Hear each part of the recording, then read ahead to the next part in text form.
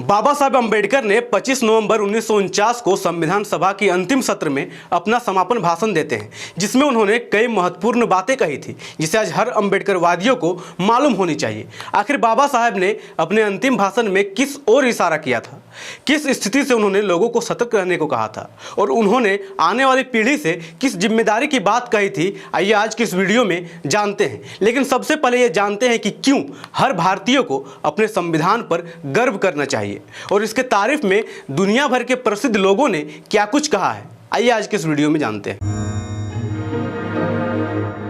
जोहार, जय भीम, जय फुले, जय बिरसा, जय साहू, जय पेरियार, जय संविधान। भारत का संविधान विश्व का सबसे विशाल लिखित संविधान है।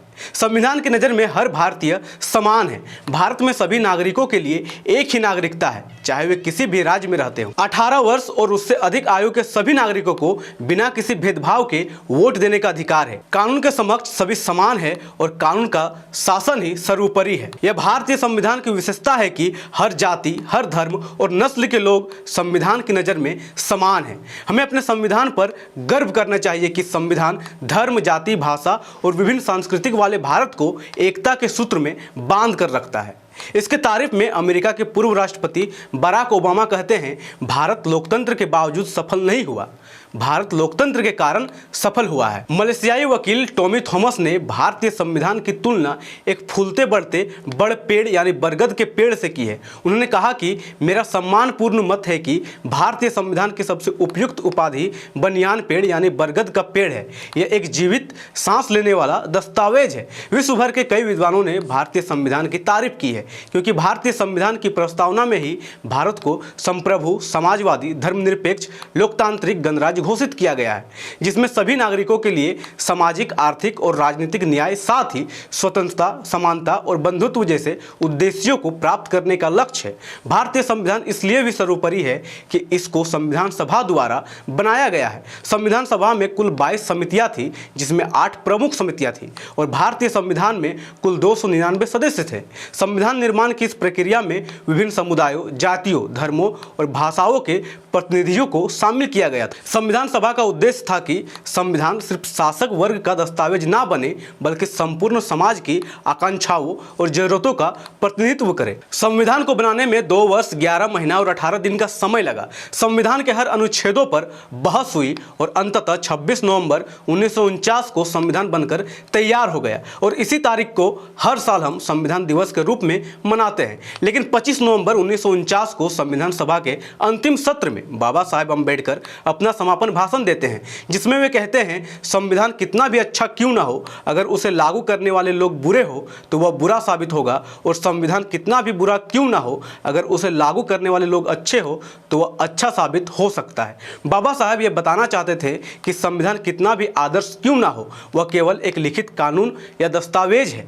संविधान की सफलता या असफलता इस बात पर निर्भर करती है कि इसे लागू करने वाले लोग किस प्रकार के चरित्र और नैतिक मूल्य रखते हैं। बाबा साहब का इशारा साफ था कि सत्ता और देश की संस्थाओं पर अगर ऐसे लोग होंगे जिसकी विचारधारा संविधान के विपरीत होगी तो संविधान का मूल्य शून्य हो जाएगा। बाबा साहब का मानना था कि संविधान केवल कानून का दस्तावेज नहीं, इसका वास्तविक संचालन इस बात पर निर्भर करता है कि इसे लागू करने वाले लोग और राजनीतिक दल कितने ईमानदार, नैतिक और जिम्मेदार हैं। संविधान कितना भी आदर्श क्यों ना हो, यदि इसे चलाने वाले लोग अच्छे नहीं हैं तो उसका उद्देश्य पूरा नहीं हो पाएगा। इसलिए लोकतंत्र की सफलता में केवल संविधान ही नहीं, बल्कि अच्छे लोग और जिम्मेदार नेतृत्व भी उतना ही महत्वपूर्ण है। आज देश में नायक और व्यक्ति पूजा हावी हो रही है, लेकिन इस बात को लेकर भी बाबा साहब ने अपने भाषण में सतर्क किया था। उन्होंने कहा था, लोकतंत्र तब विफल हो जाएगा जब लोग किसी नेता का अंधविश्वास पूर्वक पालन करेंगे या उसके चारों ओर व्यक्ति पूजा करेंगे। सबसे अच्छा संविधान भी काम नहीं कर सकता यदि लोग या नेता भ्रष्ट या तानाशाही प्रवृत्ति वाले हो। बाबा साहब का मानना था कि व्यक्ति पूजा और नायक पूजा के कारण जनता सामूहिक विवेक और आलोचनात्मक सोच खो देती है। वे कहते हैं, लोकतंत्र में व्यक्ति के प्रति अंधभक्ति और किसी नेता या नायक के प्रति अंध पूजा लोकतंत्र के लिए बड़ा खतरा है। जब लोग किसी नेता को सबसे महान मानकर उसकी हर बात को सही मानने लगते हैं तो लोकतांत्रिक संस्थाएं कमजोर पड़ जाती है। संविधान, कानून और नियम तब तब भी सही काम नहीं कर पाते जब सत्ता का उपयोग केवल व्यक्तिगत प्रतिष्ठा या शक्ति के लिए किया जाता है। 25 नवंबर 1949 को संविधान सभा में बाबा साहब डॉक्टर अम्बेडकर ने आने वाले पीढ़ियों के लिए एक बहुत महत्वपूर्ण जिम्मेदारी का भी जिक्र किया था। बाबा साहब ने कहा था कि संविधान केवल कागज का दस्तावेज नहीं है, बल्कि यह भारतीय लोकतंत्र की मूल नींव है। आने वाली पीढ़ियों की जिम्मेदारी है कि वे संविधान के मूल सिद्धांतों स्वतंत्रता, समानता, न्याय और भाईचारे की रक्षा करें। उन्होंने युवा पीढ़ी को चेतावनी देते हुए कहा था कि संविधान की सफलता सिर्फ कानून पर नहीं बल्कि इसे लागू करने वाले लोगों पर भी निर्भर करती है। इसलिए आने वाली पीढ़ियों का कर्तव्य है कि वे ईमानदार, नैतिक और जिम्मेदार नागरिक और नेता तैयार करें। अब चलिए अपने विश्लेषण के निष्कर्ष की ओर बढ़ते हैं।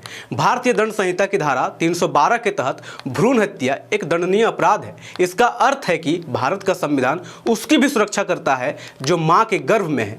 ऐसे में इस देश के प्रत्येक नागरिक की यह जिम्मेदारी बनती है कि वे भारतीय संविधान की रक्षा करें। संविधान सर्वोपरि है और सरकार समेत हर संस्था और व्यक्ति इसके अधीन है। आज बाबा साहेब डॉक्टर भीमराव अंबेडकर के कथनों को गंभीरता से लेने की आवश्यकता है। उन्होंने बार बार चेतावनी दी थी कि संविधान की वास्तविक सफलता इस बात पर निर्भर करती है कि इसे लागू करने वाले लोग ईमानदार, नैतिक और जिम्मेदार हो।